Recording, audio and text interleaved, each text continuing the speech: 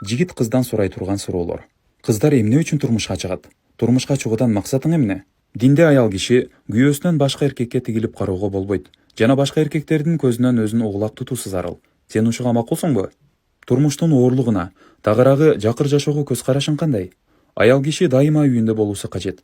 Эгер сыртка чыгышы керек болсо, күйөөсүнөн уруксат алууга тийиш. Сен ушуга макулсуңбу? Турмушта ар кандай кыйынчылыктар болушу мүмкүн. Ошондой учурда күйөөңө арка жөлөк болууга даярсыңбы? Жубайлар бири-биринин кемчилигин элден жашырып сыртка чыгарбашы керек.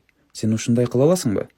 Аял киши өзүнүн ата-энесин кандай сыйласа, күйөөсүнүн ата-энесин да дал ошондой сыйлашы керек. Сен ушуга даярсыңбы?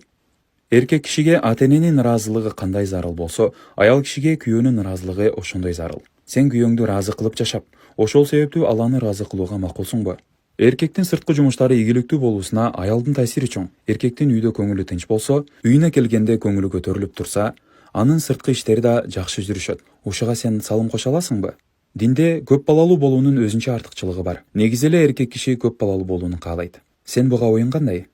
Мына ушул сыяктуу суроолорго жооп алгандан кийин эркек аялдын үй бүлөлүк турмушту канчалык деңгээлде түшүнөрүн, аны менен турмуш сапарына аттанууга болор болбосун боолгоп билсе болот.